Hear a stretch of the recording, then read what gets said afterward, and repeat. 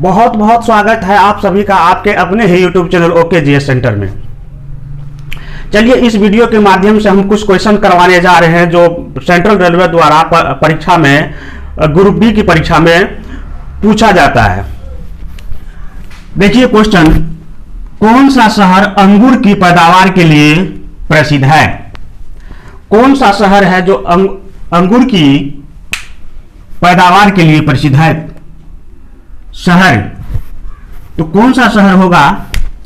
ये शहर नासिक होगा।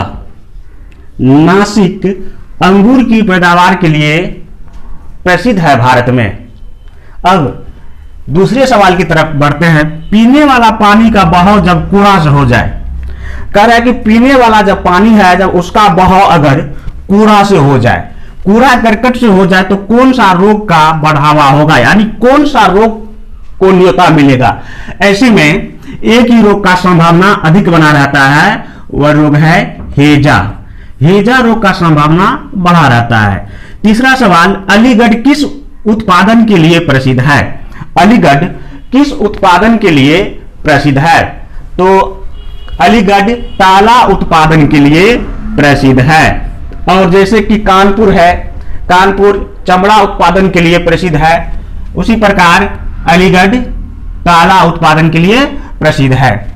उड़ीसा राज्य अपने इस स्वरूप में किस वर्ष में बना? जो वर्तमान में उड़ीसा राज्य का जो स्वरूप है, जो इस प्रकार का स्वरूप है, वह स्वरूप किस वर्ष में बना? 1936 ईस्वी। 1936 ईस्वी। स्वर्ण मंदिर बनाने के लिए भूमि किसने उपलब्ध कराए थे? स्वर्ण मंदिर बनाने के लिए भूमि किसने उपलब्ध कराए थे? तो अकबर। अकबर ने भूमि उपलब्ध कराए थे। सूफी संप्रदाय का उद्भव हुआ था। सूफी संप्रदाय का जो उद्भव हुआ था, किस धर्म में ये उद्भव हुआ था? तो इस्लाम में। अब नेक्स्ट सवाल, नोबेल पुरस्कार प्राप्त करने वाले प्रथम भारतीय। नोबेल पुरस्कार प्राप्त करने वाले प्रथम भारतीय कौन थे? तो कौन हो सकता है प्रथम भारतीय? तो रविंद्रनाथ टैगोर।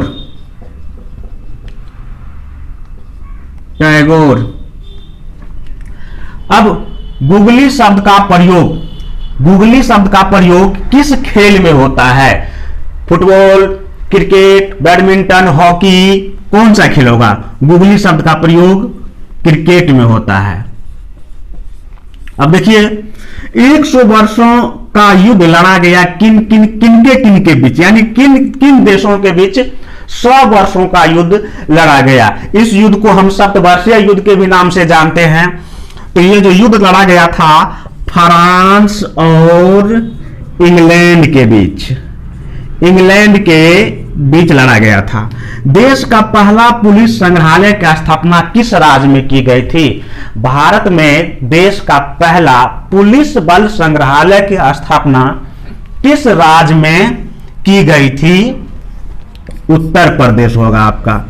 उत्तर प्रदेश। हमेशा चर्चा का विषय रहता है कि बीपीएससी का पीटी निकालना आसान होता है, बल्कि ग्रुप डी निकालना उतना आसान नहीं होता है।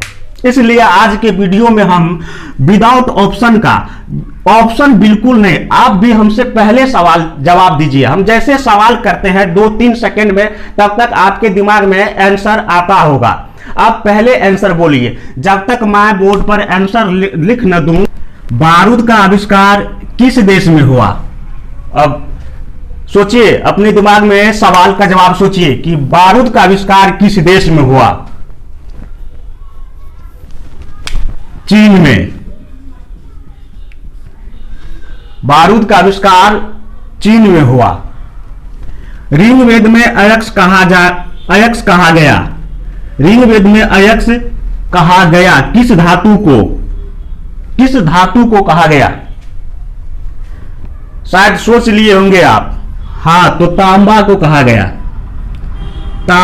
कहा गया। विश्व प्रसिद्ध पेंटिंग अमित भोज के पेंटर कौन थे? विश्व प्रसिद्ध पेंटिंग अमित भोज के पेंटर कौन थे?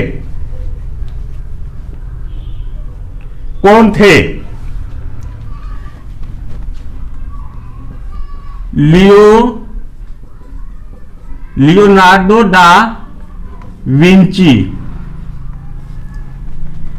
ओलिविये रिडले टर्टल नामक कछुआ के लिए भारत का कौन सा समुद्री तट संरक्षित किया गया? देखिए, ओलिविये रिडले टर्टल नामक कछुआ के लिए भारत का कौन सा समुद्री तट सुरक्षित किया गया? अब सोचिए, पश्चिमी तट, क्या गुजरात तट, तमिलनाडु तट, उड़ीसा तट, कौन हो जाएगा? उड़ीसा तट। विश्व में सबसे अधिक वन क्षेत्र किस देश में स्थित है? विश्व में, पूरी दुनिया में सबसे अधिक वन क्षेत्र किस देश में विकसित है? क्या होगा इसका जवाब? ब्राजील हो सकता है, रूस हो सकता है। रूस में परमाणु बम काम करता है। परमाणु बम काम करता है, किस सिद्धांत पर काम करता है परमाणु बम? नाभिकीय विखंडन के सिद्धांत पर। मानव शरीर की सबसे बड़ी ग्रंथि, मानव शरीर की सबसे बड़ी ग्रंथि कौन है? कौन होगा? यकृत। ज्वार एवं भाटा के बीच का अंतर, यह समय पूछ रहा है। 6 घंटा 13 मिनट। चोल मंदिर के प्रवेश द्वार को कहा जाता था? सोचिए, क्या कहा जाता था चोल मंदिर के प्रवेश द्वार को? तो अब तक सोच लिए होंगे आप। कहा जाता था गोपुरम। गोपुरम कहा जाता था। भारत का पहला फुटबॉल क्लब, अब सोचिए आप, भारत का पहला फुटबॉल क्लब, कौन क्लब भारत का पहला फुटबॉल क्लब होगा? तो भारत का पहला football club Dalhousie club. Dalhousie club. मैंने पहले बता दिया कि बीपीएससी पीटी से कहीं थोड़ा कठिन होता है ग्रुप डी एग्जाम निकालना, तो ऐसे में बहुत जो ग्रुप डी का स्टूडेंट है उसके अंदर ऐसा नहीं कि एक अहंकार आ जाए। उसके लिए मैं 2 शब्द कहना चाहूंगा कि अहंकार मत पालिए जनाब, वक्त के समंदर में कई सिकंदर डूब गए हैं। अहंकार से अच्छा होगा कि पढ़ाई पर ध्यान दे और अपनी तैयारी को और मजबूत करे। अच्छी बात है, तैयारी होगी तो अधिक से अधिक एग्जाम निकलेगा।